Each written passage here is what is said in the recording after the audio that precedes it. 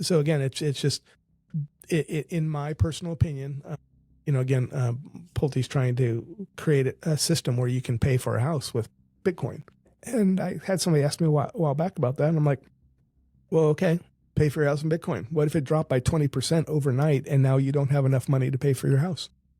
I guess I'm not one of those people that like can read that stuff and understand it. But like, I think if you get like a ridiculous return from Bitcoin, like you all of a sudden you just made like $50 million in like a week, or do you cash it out?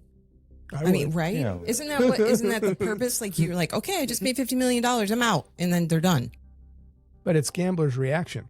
See, that's why gambling is so prevalent in our country right now.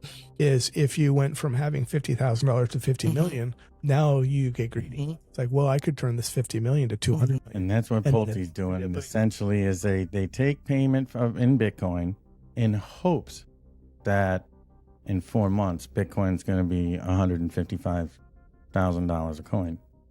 Right. They assumed the asset at $100,000 a coin. But in 4 months, we could be talking a whole nother ballgame. But there's always the flip side of that coin too. However, here lately, I mean, Bitcoin hasn't, taken a hard hit, and that's why people are.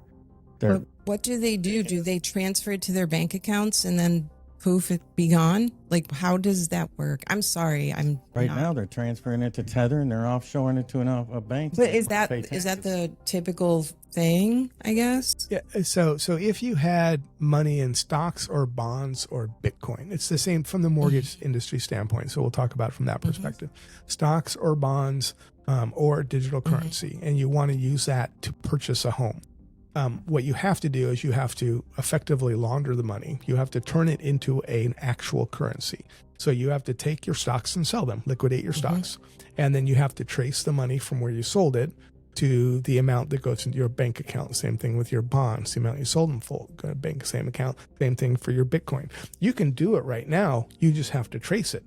And they're trying to eliminate that trace part that you could just go straight from Bitcoin into escrow and sell the house and eliminate that that process, which is a validation and verification of the funds. You can't buy a house in the United States with cash at all. And people are like, yeah, you can. I'm like, no, you cannot.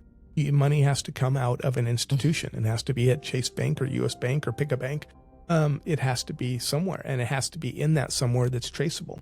And if you deposit $9,999 a day every day for 14 months, and you have, I don't know, $2 million, I don't know how much that would be.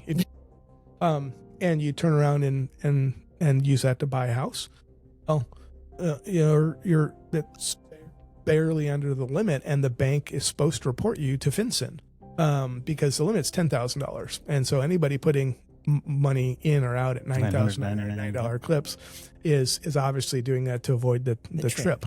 And so every entity, every banking entity is supposed to report anything that looks suspicious to FinCEN.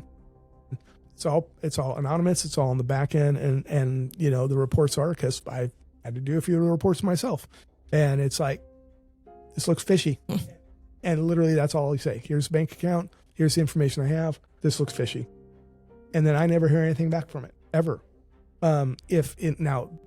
Which means it disappeared. It was okay. They didn't claim anything, right?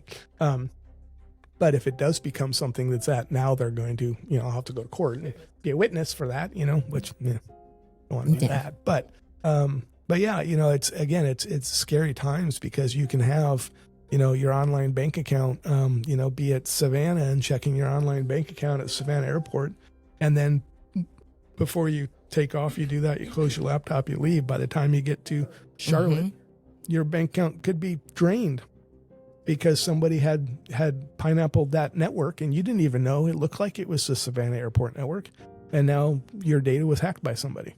So just be careful, be smart.